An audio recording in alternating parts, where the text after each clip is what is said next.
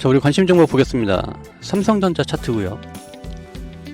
오늘 같은 경우는 거의 9% 가까이 급등했다가 살짝 음봉으로 밀렸는데, 이런 음봉은 괜찮습니다. 상당히 괜찮고, 지난 영상에서도 눈치채신 분들은 좀 아실 거예요. 음봉 두 개가 너무 이쁘다 말씀드렸고, 오늘 같은 경우도 강하게 상승했고요. 많이 올라왔지만 이런 음봉은 좀 더 상승할 수 있는 그런 자리가 될 것으로 보여지고, 거래량도 그렇게 많이 터지진 않았습니다.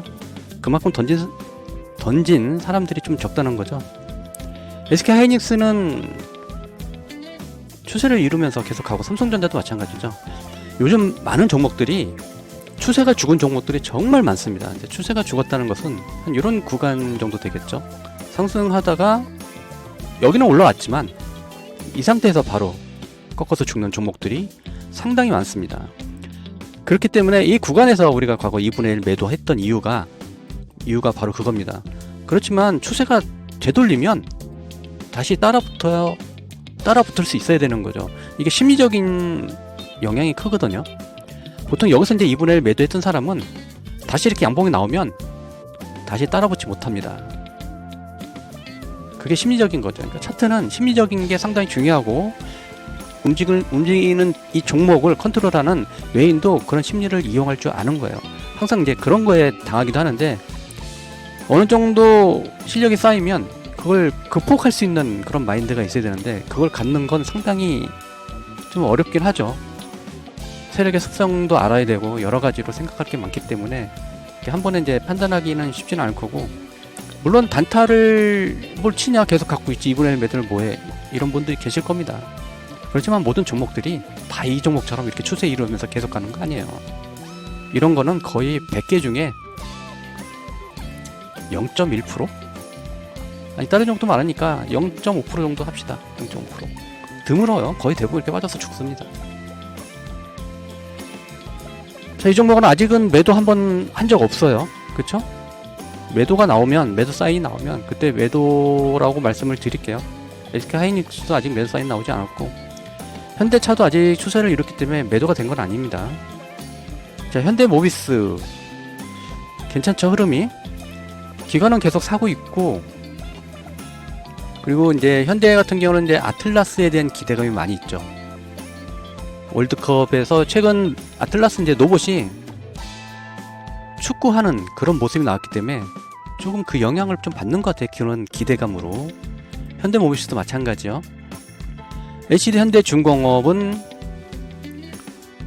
하나오션이 좀 밀리니까 같이 원팀이죠. 얘는 캐나다 잠수함 60조짜리에 대한 기대감. 저 어떻게 될까요? 기대감으로는 올라왔어요. 기대감으로는 우리가 이제 관심 종목 넣었을 때가 이제 요 구간이죠. 요 구간에서 관심 종목 넣고 좀 빠졌어도 다시 반등 줬잖아요. 그럼 여기서 이제 중요한 게 60조리 정말 될 거야 안 될 거야, 이게 중요한 거잖아요. 이 음봉은 그거에 대한 살짝 의심 정도로 좀 보시면 될 것 같아요. 자, LG에너지솔루션 살짝 거래가 실렸어요. 음봉이 살짝 거래가 실렸기 때문에 그렇게 좋은 건 아닌데, 얘는 241선 이탈은 하면 깨지는 걸로 봐야 되는데, 자, 전저점 이탈하면 아웃시키는 걸로 하겠습니다. 아웃시킬 때는 뒤도 돌아보지 말고 과감하게 던져야 되는 겁니다. 그리고 관심 종목 여기서 놓고 피드백 계속 드리고 이만큼 수익 낸 겁니다. 이런 거 보시면 이거 단타 쳐야 되네 라고 생각이 들죠. 그럼 단타를 쳤을까요? 안 쳤을까요? 저는 당연히 칩니다. 당연히 치죠.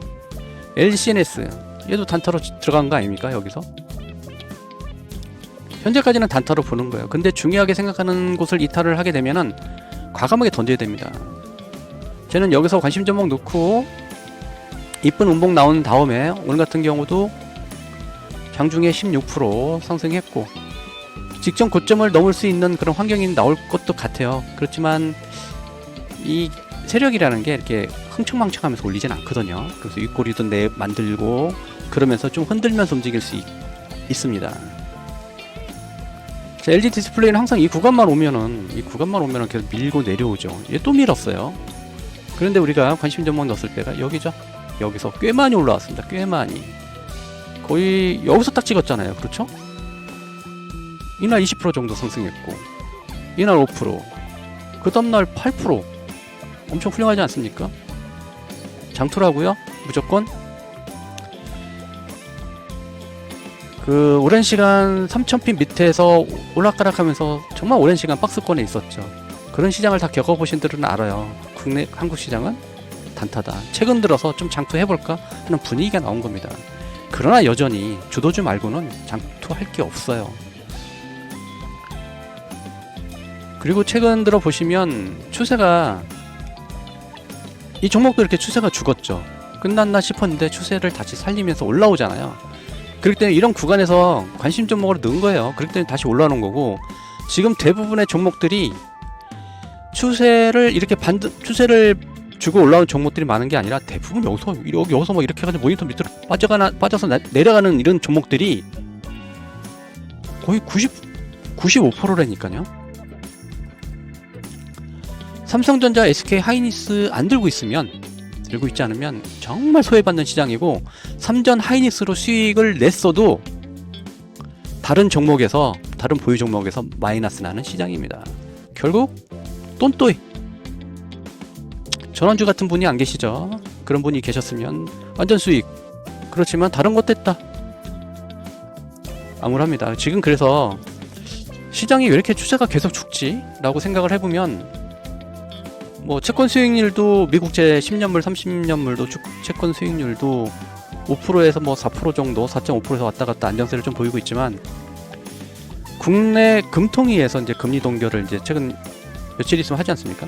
금리는 동결될 것 같아요. 근데 차후에 좀 입이나 좀 가만히 닫고 있지, 금리를 인상하겠다는 발언을 했어요. 그렇기 때문에 코스닥 같은 경우는 금리에 상당히 민감하지 않습니까? 그래서 코스닥이 오늘 같은 경우 3% 가까이 빠지는 그런 모습을 보였고, 그리고 이제 미국과 이란의 전쟁이 완전히 끝나야 추세를 꺾고 무너졌던 종목들이 다시 반등 주는 그런 흐름이 나올 것 같습니다. 그래서 지금 보면은 오늘 같은 경우는 이제까지 일주일에 2번 제가 종목 올리는데, 오늘은 종목이 없어요.